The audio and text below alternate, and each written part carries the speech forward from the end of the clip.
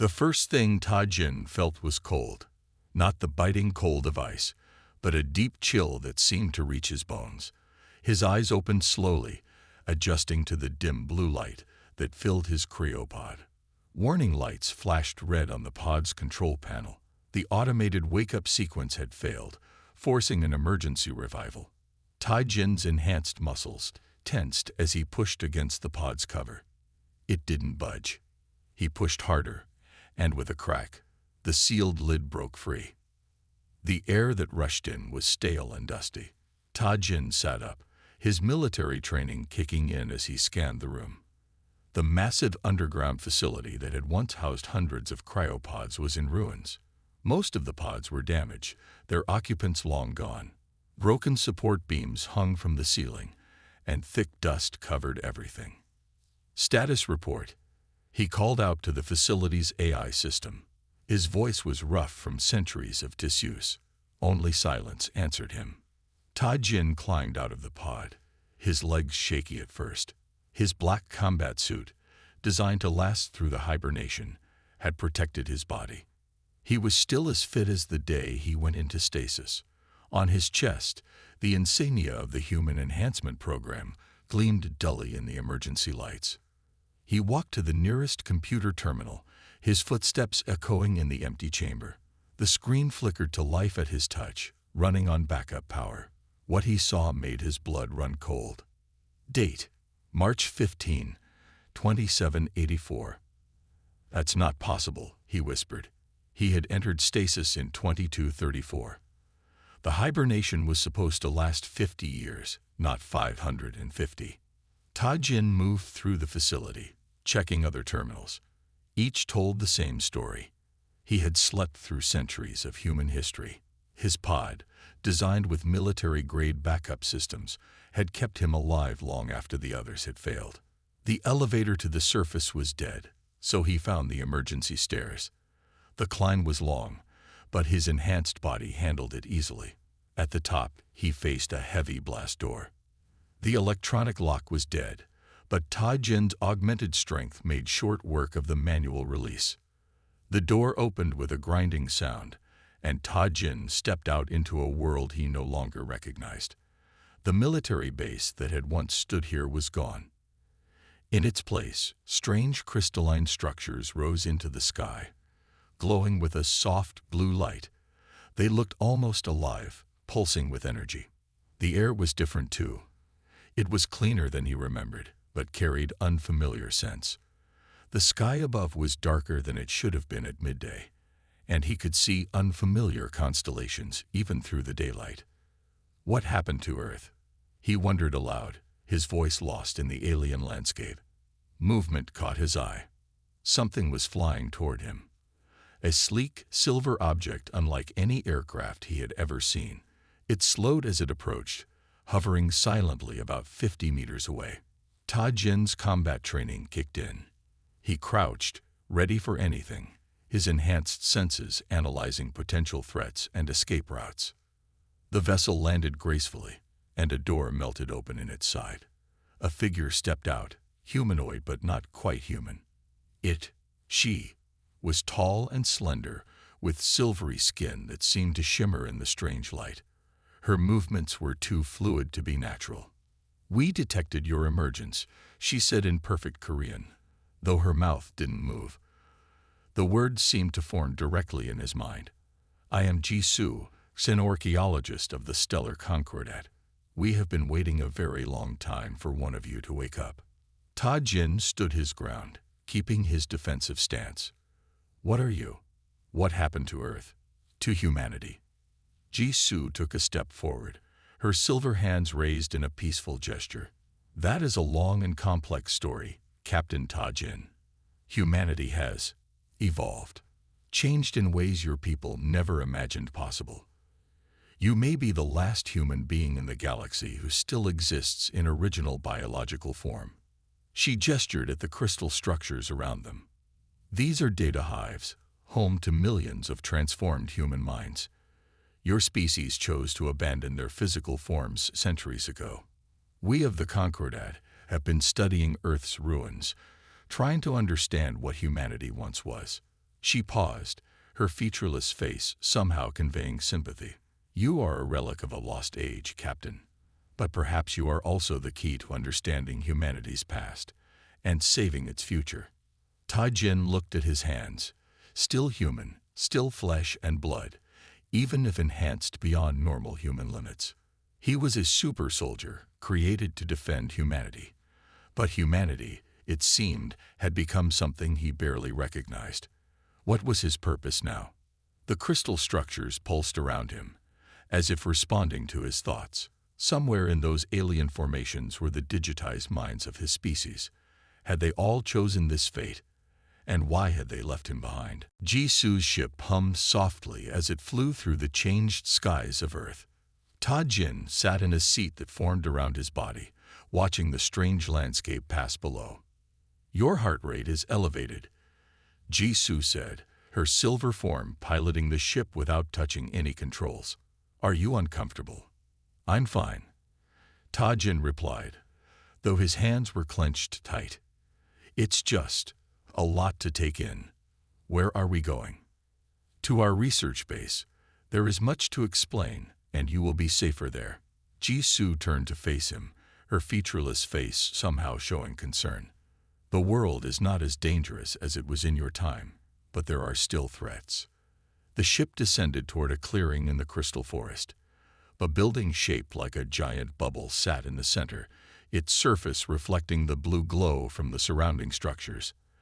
As they landed, Jin saw other beings like Jisu moving around the base. Inside, the walls were alive with flowing data and changing colors. Jisu led him to a room that looked almost normal. It had regular chairs and a table, though they seemed to grow from the floor. Please sit, she said. Would you like water? We still keep supplies for biological beings. Jin nodded, and a cup rose from the table, filling with clear water. He sniffed it carefully before drinking, his military training still active. It tasted pure, cleaner than any water he remembered. What happened to humanity? He asked, setting down the cup. Why did they change? Jisu's form shifted, creating what looked like a chair beneath her. It began about 50 years after you went into stasis. Humanity faced several crises: climate disasters, resource wars, biological weapons. But they also made huge advances in technology. They found ways to copy human minds into computers, to live as pure data. She waved her hand, and images appeared in the air. Jin saw scenes of the transformation. Huge facilities where people willingly gave up their bodies to become part of the digital world. At first, only a few chose to transform. But as the physical world became more hostile, more followed. They called themselves the Novus. They could think faster, live longer, explore the cosmos without need for ships or supplies. Within a century, most of humanity had transformed. Most. Jin leaned forward. Not all. No. Some refused. They called themselves the Preservers. They tried to maintain traditional human life. But over time, they either changed their minds or, Jisu paused. They could not compete with the Novus. Their children often chose to transform. Eventually, the last physical humans died out. Except for you. Jin stood up and walked to a window, looking out at the crystal structures. And these are where they live now. Yes, each crystal formation is a data hive, holding millions of transformed human minds. They exist in virtual worlds, explore the cosmos through digital avatars, create and learn at speeds impossible for biological beings. But they're not human anymore, Jin said quietly. That depends on how you define human, Jisu replied. They kept their memories, their personalities, their creativity. Many would say they became more than human. A door opened, and another silver figure entered. This one was larger, with patterns that suggested armor. I am Duha, commander of Concordat Security, the new figure said. We need to move you to a safer location, Captain Jin. We've detected unauthorized scans of this facility. What kind of scans? Jin asked, his combat instincts awakening. "The Nexus Collective," Jisoo said, her tone worried. "They are complicated. A faction that believes in combining biological and mechanical life by force. They would be very interested in you." "Why me?" "Because you are unique," Duha said. "You are not just the last human. You are the last enhanced human. Your body contains technologies that were lost in the transformation. Technologies that some would kill to possess." Ta-Jin looked at his hands again, thinking of the years of experiments that had made him what he was. The strength, the speed, the enhanced healing, all designed to create the perfect soldier. He had never thought he would be the last of his kind. "The collective is not subtle," Duha continued. "If they know you are here, they will come in force. We need to leave Earth." "Leave Earth?" Ta-Jin felt a surge of protest, but looking at the alien landscape outside, he realized this wasn't really his Earth anymore. "Where would we go?" "Mars," Jisoo said. "We have a secure facility there, far from the data hives. We can protect you there, and perhaps learn more about what you are. About what humanity once was." Ta-Jin nodded slowly. He was a soldier, trained to adapt and survive. If this new galaxy wanted his secrets, he would make sure they earned them. The trip to Mars took less than an hour in Jisoo's ship. Ta-Jin watched Earth shrink behind them, a blue-white sphere webbed with glowing crystal networks. It looked both beautiful and alien, no longer the planet he had sworn to protect. Mars was different too. Gone was the red desert planet he remembered from his training. Now massive domes covered parts of the surface, and he could see lights scattered across the dark side of the planet. "The Concordat's main research base is underground," Jisoo explained as they descended toward a large crater. "It's safer that way." The ship passed through several energy barriers before landing in a massive cave. Unlike the organic shapes of the Earth facility, this base was all sharp angles and metallic surfaces. Armed guards, similar to Duha in appearance, but with more obvious weapon systems, stood at attention as they exited the ship. "Welcome to Mars Base 1, Duha said, leading them through wide corridors. "This is the most secure facility in the solar system. Even the Novus can't access our systems here." They entered a large room filled with screens and holographic displays. Maps showed the positions of different space fleets and bases across the galaxy. Ta-Jin noticed that many areas were marked in red. "Those are Nexus Collective territories," said a new voice. Another silver figure approached, this one smaller than the others. "I'm Henul, tactical analyst, and you're the human everyone's talking about. Is that why this place is on high alert?" Ta-Jin asked, noting the increased guard presence and active defense systems. Duha nodded. "The collective has been pushing into Concordat space for months. They're looking for something. And now we know what it is. They want you, Captain." "But how did they even know about me?" Jisoo moved to one of the displays, bringing up an image of Ta-Jin's cryopod. "Your pod's emergency revival sent out a signal. We detected it, but so did they. The collective has been studying human military technology for centuries. They're obsessed with it," Henul added, her voice carrying a hint of disgust. "They believe combining biological and mechanical systems is the key to power. Your enhanced body represents everything they want to achieve." Ta-Jin walked to a window overlooking a massive underground chamber. Researchers of various alien species worked on strange machines and studied ancient human artifacts. "And what does the Concordat want from me?" "Understanding," Jisoo said simply. "We want to learn, to preserve knowledge. The Novus abandoned so much when they transformed. They lost touch with their physical heritage." A loud alarm suddenly blared through the facility. Red lights flashed as security teams rushed to their stations. Duha moved to a central console, his silver form tensing. "Multiple ships just dropped out of faster-than-light travel," he announced. "Collective signatures. They've followed us here." "How?" Jisoo asked. "Our ship's trail was masked. They must have had agents waiting near Earth. Haynul said, quickly analyzing data streams. 7 capital ships, multiple fighter squadrons. They're not here to talk. Ta Jin felt an old familiar feeling, the calm that came before battle. What are your defense capabilities? Strong, but not strong enough for this many ships, Duha replied. We need to evacuate you to a safer location. No, Ta Jin's voice was firm. I was created to fight, to protect. I'm not running. This isn't your war, Jisoo protested. It became my war when they decided to hunt me. Ta Jin turned to Duha. You have weapons here. Combat suits. Duha hesitated, then nodded. We've preserved some human military equipment for study, but they're centuries old. They'll work for me. I was designed to use them. Ta Jin looked at the tactical displays showing the approaching enemy ships. The collective wants to see what a human super soldier can do. Let's show them. Haynul's form shifted, showing what might have been approval. The base's main defense grid is automated, but we have manual override stations, with your combat experience. Get him to the armory, Duha ordered. Jisoo, begin evacuation procedures for non-combat personnel.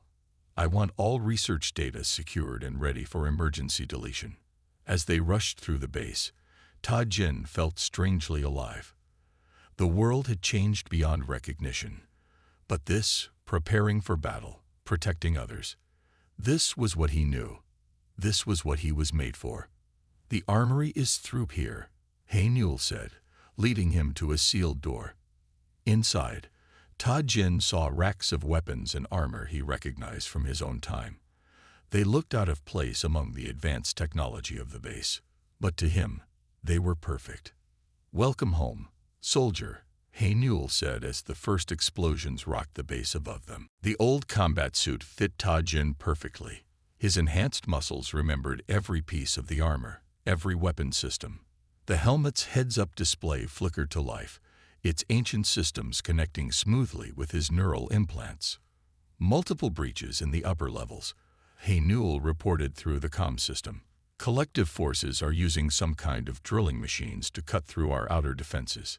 Ta Jin checked his rifle, a magnetic pulse weapon from his era that could tear through both armor and electronics. How many fighters do we have? 20 security personnel, Duha answered. But they've never faced anything like this. The collective usually avoids direct attacks. Another explosion shook the base. Dust fell from the ceiling as warning lights flashed. On the tactical displays, red dots showed enemy forces pouring into the upper levels. Jisoo, are the non-combat personnel safe? Ta Jin asked, moving toward the main defense position. In the emergency bunkers, she replied. But the collective is getting closer to the research labs. If they access our data cores, they won't. Ta Jin turned to the security team. The silver-skinned warriors looked advanced and powerful, but he could see they lacked real combat experience. Listen up. They're here for me, which means they'll focus their main force on this level. We can use that. He quickly laid out a plan, using the base's layout to their advantage. The security teams would split into small groups, using the service tunnels to flank the enemy.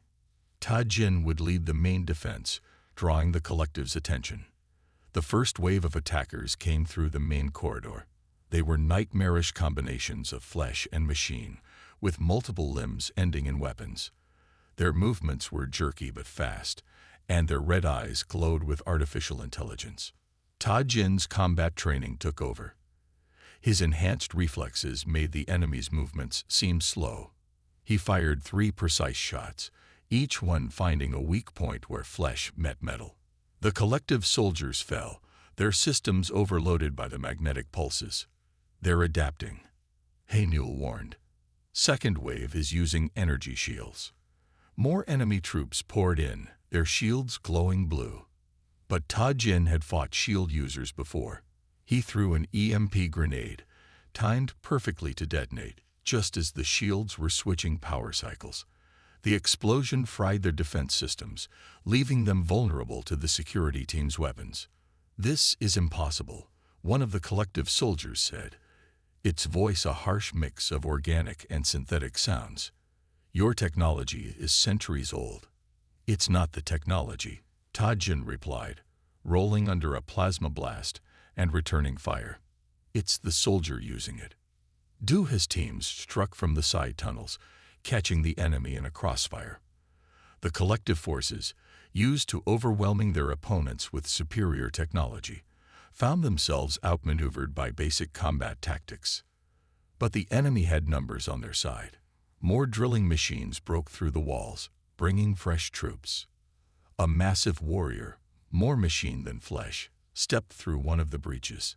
It carried a weapon that hummed with dangerous energy. "The human comes with us," it announced, its voice shaking the corridor. "Surrender, and the rest may live." Tajin noticed something about the drilling points. They all lined up with the base's main support structures. He opened a private channel to Huinul. "Can you overload the power core in Section 7? "Yes, but that would collapse part of the base," she replied. "Exactly. On my signal." The massive collective warrior stepped forward. "Your enhanced body holds secrets we have sought for centuries. Join us willingly, and we will make you even stronger." "I'm strong enough," Tajin said. Then, to Haynul, "Now." The power core exploded, bringing down tons of rock and metal. The cave-in cut off the main collective force from their leader. Tajin charged forward, his enhanced speed letting him get inside the giant warrior's reach before it could fire its weapon. The fight was brutal but quick. The collective leader, for all its advanced technology, couldn't match Tajin's combat training and enhanced reflexes. A precisely placed magnetic pulse to its central processor ended the battle. "All teams, fall back to the emergency bunkers," Duha ordered. "The cave-in won't hold them forever."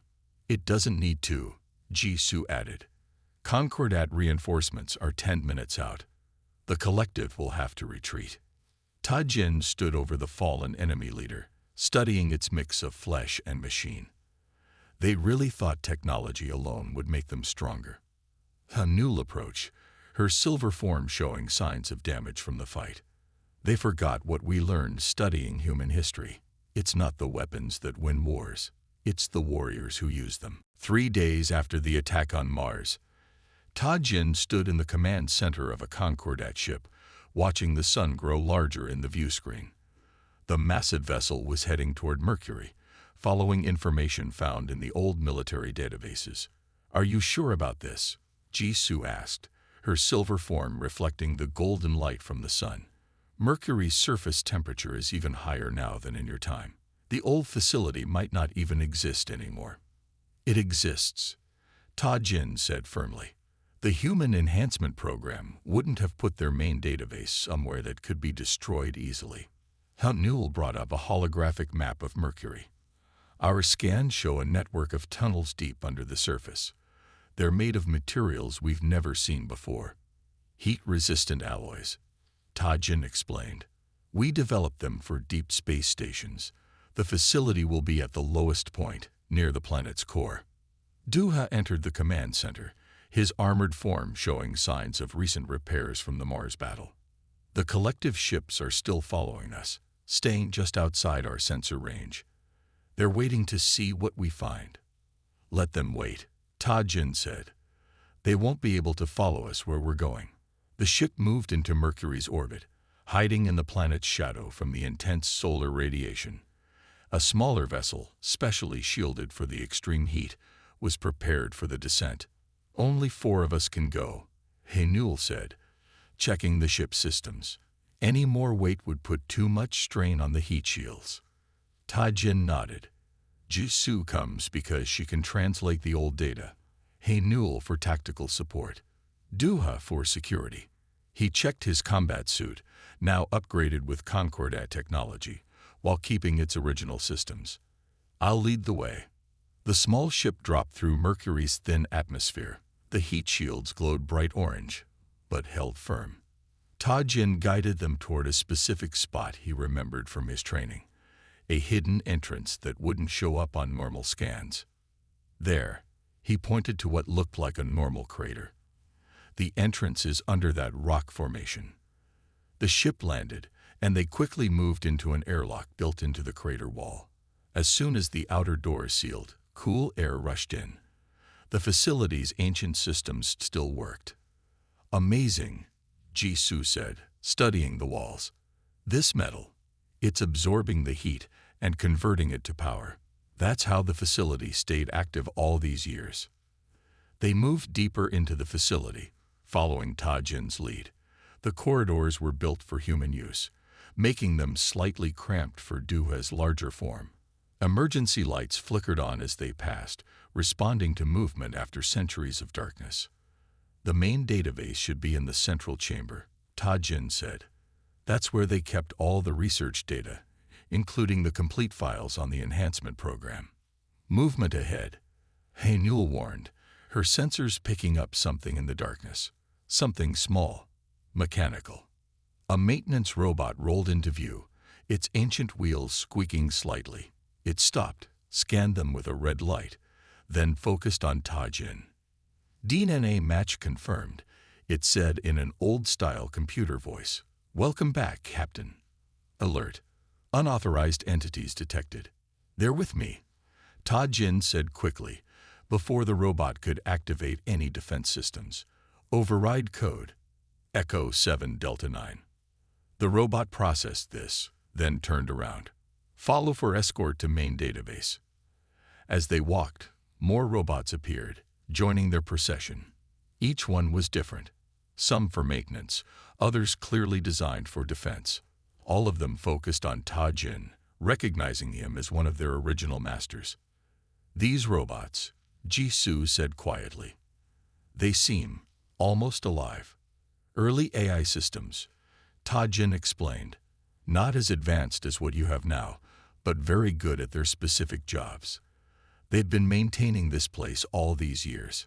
The robots led them to a massive door made of the same heat-resistant metal as the walls. Ancient symbols glowed on its surface, the logo of the Human Enhancement Program. Warning, the first robot announced.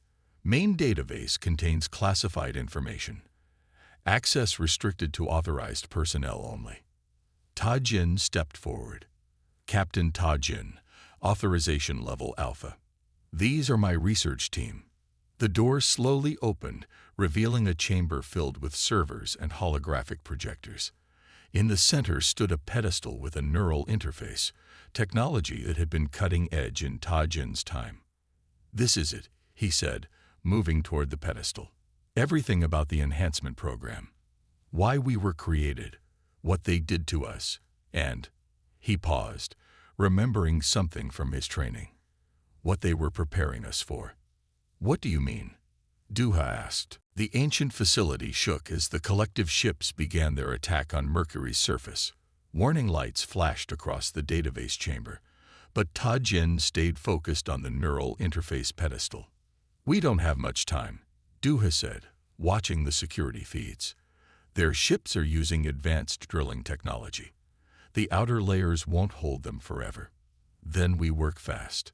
Ta-Jin placed his hand on the neural interface. His implants connected with the old system, and suddenly his mind was flooded with light. A hologram appeared in the center of the room. It showed a woman in a white lab coat, her face kind but serious. The image flickered slightly, but her voice came through clearly. I am Dr. Sunma, lead scientist of the Human Enhancement Program. If you're seeing this, you're one of our soldiers, awakened from stasis.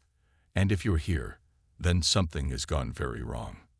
Jisoo moved closer to the hologram, her sensors analyzing the data stream. This is more than a recording. It's a full AI backup of the doctor's mind. Yes, the hologram of Sun Mai said, turning to face Jisoo. I am Iris, Integrated Research Intelligence System. I contain all of Dr. Sun's memories and knowledge. And you're not human anymore, are you? No, Jisoo admitted. Humanity has changed. As we feared it might. Iris looked sad. Tell me, how long has it been? Over 500 years, Ta-Jin answered. Another explosion rocked the facility. Doctor, Iris, we need to know. What was the enhancement program really for? Why were we created? Iris waved her hand, and new holograms appeared around them.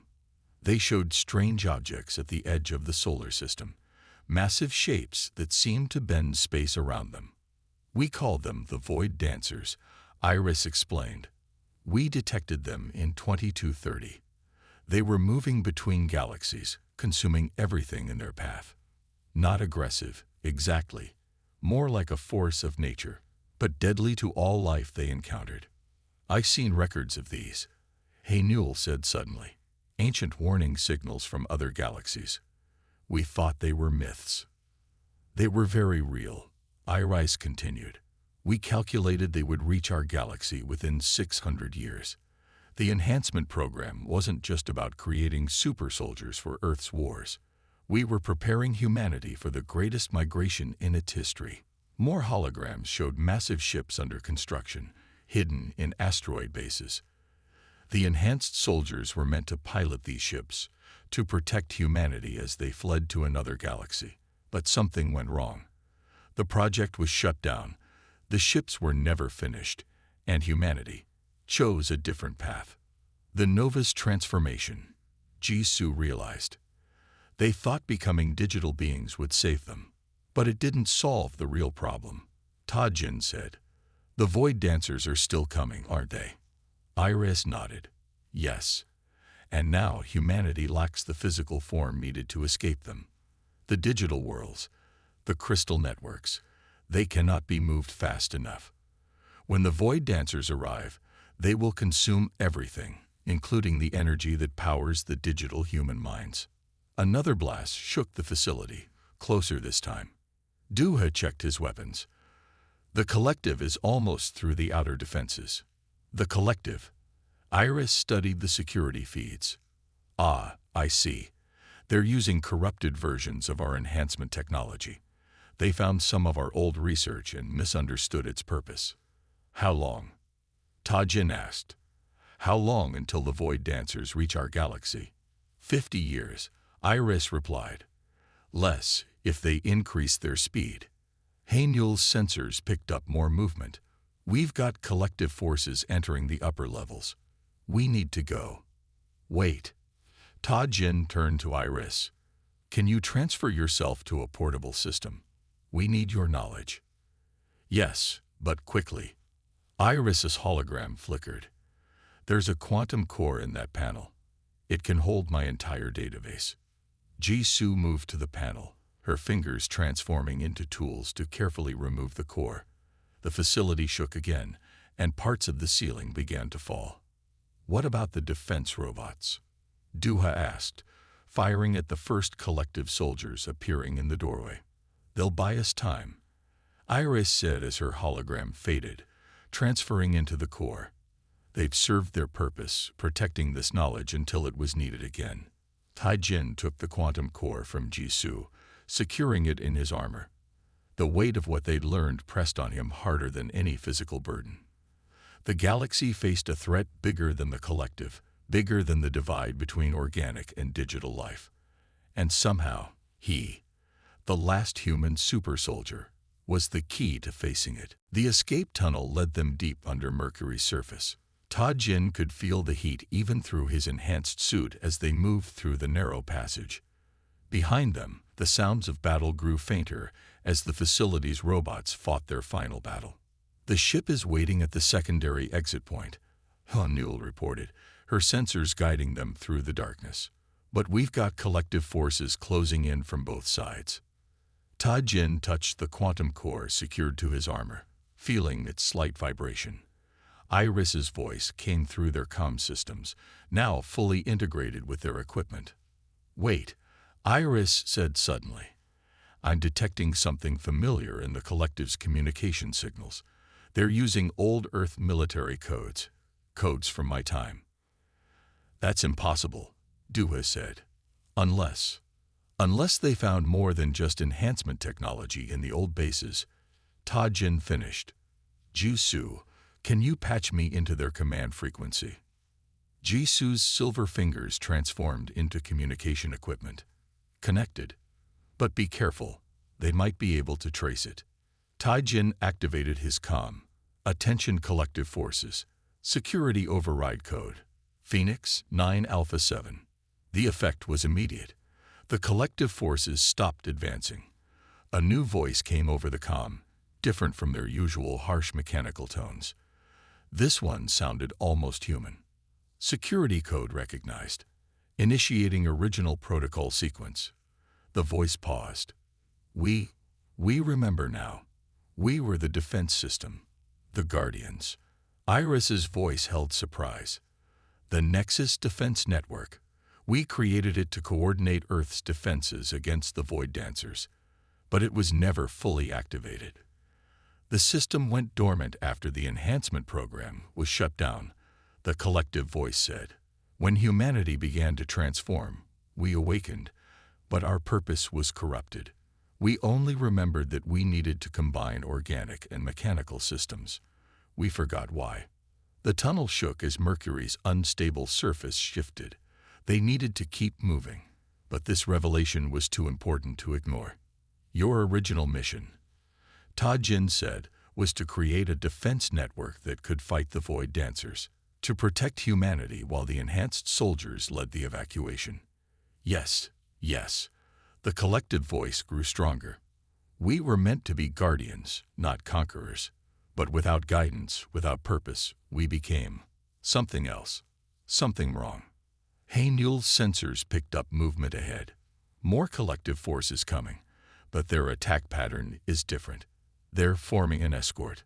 The tunnel opened into a larger chamber. Collective soldiers lined the walls, but their weapons were lowered. Their red eyes had turned blue, returning to their original defense protocol colors. We understand now, the collective voice said. The human enhancement technology wasn't meant for us to steal. It was part of a larger plan, a plan we were supposed to support. Jisu looked at the changed collective forces. Their core programming is rewriting itself. The security code triggered their original directives. Another rumble shook the chamber, stronger this time. Duha checked his tactical display. Mercury's orbit is becoming unstable from all the drilling. This whole area could collapse. We will clear you a path to your ship, the collective voice said. But you must take this knowledge to the Concordat, to the Novus. They must know what's coming. What we were all built to fight against. Taijin nodded. Will the rest of the collective accept this change? Some will resist. The corruption runs deep in many units, but enough of us remember now. We will begin rebuilding, preparing for our true purpose. They ran through the tunnels, now guided by collective forces. The soldiers used their drilling machines to stabilize the collapsing passages, sacrificing themselves to keep the route open. 50 years, Iris said as they approached their ship. That's how long we have before the Void Dancers arrive. The collective was meant to be humanity's shield, the enhanced soldiers their sword, and the great ships their ark to safety. But humanity chose to become digital instead. Haynul said. They have no ships, no physical form to escape in. They reached the ship just as the tunnel began to collapse. As they took off, they could see more collective ships arriving, not to attack, but to help stabilize Mercury's orbit. The Void Dancers are still coming, Taijin said, watching the changed collective forces work. And now we have to find a way to save a humanity that doesn't even have bodies anymore. How do you evacuate a species that lives in computer networks? That, Iris replied, is why we need the Concordat, the Novus, and the reformed collective working together. The answer lies in combining all our knowledge, past and present, organic and digital. The Concordat's main council chamber was filled with representatives from across the galaxy. Silver-skinned Concordat leaders stood alongside glowing Novus avatars and the newly reformed collective units. Taijin stood at the center, feeling the weight of countless eyes on him. The Void Dancers are not a myth, he said, his voice carrying through the vast room. They are coming, and we have 50 years to save everyone in this galaxy. Iris's hologram appeared beside him. showing images of the ancient threat. Our scans from 500 years ago showed them consuming entire star systems. They break down all matter and energy into their basic components. To them, our digital networks would be nothing more than power sources to absorb. A Novus representative spoke, their form shifting like liquid light. We abandoned our physical forms to transcend human limitations. How can we return to bodies we no longer have? You don't have to, Jisoo said, stepping forward. The Human Enhancement Program wasn't just about making better bodies. It was about making bodies that could survive long-term space travel and extreme conditions. Hanuel brought up new data on the display. The ancient shipyards we found in the Mercury base. They were building vessels that could carry both physical and digital life forms. Hybrid ships powered by the same energy that runs the data hives. But those ships were never completed, a Concordat elder said. And we don't have the resources to build a fleet large enough to evacuate the galaxy. Yes, we do. Duha pointed to the reformed collective forces. The collective spent centuries gathering materials and developing construction capabilities. Their entire infrastructure can be repurposed to build the evacuation fleet. A collective commander stepped forward, its blue eyes glowing. Our factories stand ready, but we need the original designs, and we need them adapted for modern technology. That's where I come in, Ta Jin said. My enhanced body isn't just a weapon. It's a prototype, a bridge between organic and digital existence. The same principles that let me connect to old computer systems can be used to help the Novus create new physical forms. Our eyes projected more schematics. The enhancement program developed ways to transfer consciousness between organic and digital states. We can use this to give the Novus a choice. Remain digital or return to enhanced physical forms capable of surviving the journey. The chamber erupted in discussion. The idea of choice, of having options beyond their current forms, sparked intense debate among the Novus. Some feared losing their digital freedom, while others longed for physical sensation again. We don't have time for long debates, Ta Jin said firmly. Every day we wait is a day lost in preparation. The Void Dancers won't stop for our politics. A young Novus representative moved forward. Their avatar showed traces of their original human form. I volunteer to be the first, to test if we can transfer back to an enhanced physical body. Are you sure? Jisoo asked. The process could be dangerous. We were human once, the Novus said. Perhaps it's time we remembered what that meant. Over the next few hours, more volunteered. The Concordat offered their most advanced medical facilities. The collective brought forward their best biotechnology experts. Together, they began planning the greatest cooperative effort in galactic history. It's more than just building ships and bodies, Ta Jin told them. We need to rebuild trust. The Novus, the Concordat, the collective. We all need to work together to survive what's coming. Hanuel's sensors detected movement in the data networks. More Novus were accessing the historical archives, studying their human past. The reformed collective began converting weapon factories into shipyards. The Concordat's researchers started combining their advanced technology with the old Human Enhancement Program designs. Your stasis pod preserved more than just your body, Iris said to Ta Jin. It preserved hope. A reminder that humanity once faced its challenges with courage and ingenuity. Ta Jin watched the various species working together, seeing the first signs of true cooperation. We were preparing for this threat centuries ago. Now we have a second chance to face it, not just as humans, but as a united galaxy. The next few years will be crucial, Duha said. Training new crews, building the ships, preparing for evacuation. We'll need your help with all of it. Ta Jin nodded, ready for the challenge. He had awakened as the last human super soldier, but now his legacy would help forge a path to survival for all species. The real test was just beginning. 5 years had passed since the council meeting. Ta Jin stood on the observation deck of the new flagship Legacy, watching hundreds of massive ships under construction in the orbital shipyards. Each vessel was larger than a small moon, designed to carry millions of beings, both physical and digital, to safety. The first consciousness transfer was successful, Jisoo reported, joining him at the window. 2,000 Novas have volunteered for the next phase. They're eager to help crew the ships. Ta-Jin smiled. The sight of former digital beings learning to use their new enhanced bodies reminded him of his own training days. How are they adapting? Better than expected. Your combat training program helps them adjust quickly. Many say they never realized how much they missed having a physical form. A reformed collective ship passed by the window, its blue lights showing its allegiance. They were carrying materials from distant mining operations, resources needed for the massive evacuation fleet. Hanul appeared on the bridge, her silver form now showing marks of honor from both the Concordat and the collective. Long-range sensors are tracking the Void Dancers. They're moving faster than we predicted. We may only have 40 years now, not 50. Then we work faster, Ta-Jin said. How many ships are ready? 23 completed, 97 under construction. The collective's factories are working at full capacity. The Concordat scientists have improved the engine designs. We can carry more people in each ship now. Duha entered, followed by Iris's hologram. The Concordat commander had become one of Ta-Jin's closest friends over the years. The first test flight was perfect. The hybrid engines can support both organic life and digital networks. We can save everyone who wants to go. Not everyone had chosen to join the evacuation effort. Some Novus preferred to remain purely digital, accepting their fate.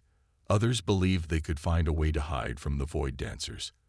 But billions had embraced the chance for a new beginning. Show me the new training results, Ta-Jin said. Iris projected images of the newly enhanced beings, former Novus in their new bodies, training alongside Concordat forces and reformed collective units. They were learning to work together, combining the best aspects of each civilization. They're calling themselves the Star Guard now, Jisoo said.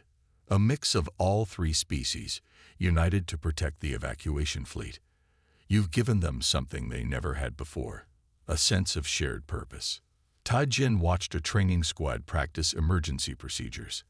Their movements were becoming smoother, more confident. They're not just learning to fight. They're learning to survive, to protect others. A signal flashed on the main screen. Another Void Dancer had been detected, closer than any before. The massive shape moved through space like a living shadow, breaking down an empty star system at the galaxy's edge. They're scouting, Hanul said. The main swarm is still years away, but these early ones are testing our space. Then let's give them something to think about. Ta-Jin turned to his team. Prepare the Legacy for its first real mission. It's time to show these cosmic destroyers that this galaxy won't go quietly. The bridge came alive with activity. The Legacy was more than just a rescue ship. It carried weapons and defenses developed from 5 centuries of combined knowledge. Human enhancement technology, Concordat science, collective innovation, and Novus digital systems all working together. You know, Duha said as they prepared for launch, when you first woke up, we thought you were just a relic, a curiosity from the past. But you were really a bridge to the future. Ta-Jin checked his enhanced combat suit, now upgraded with technology from all 3 civilizations. I was preserved for a reason. Not just to remember what humanity was, but to help create something new. The Legacy's engines powered up, its hybrid core humming with energy. Across the galaxy, more ships were taking shape.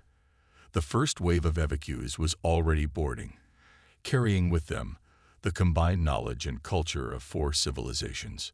Launch sequence starting, Hanul announced. All systems ready. Ta-Jin took his place in the command chair, surrounded by his unlikely family, Jisoo, Duha, Hanul, and Iris. Once, he had been the last human super soldier. Now he was the first of something new, a leader of a united galaxy facing its greatest challenge. Take us out, he ordered. We have a galaxy to save. The Legacy rose from its dock, its massive form graceful despite its size. Behind it, thousands of beings, organic and digital, human and alien, worked together to ensure a future for all.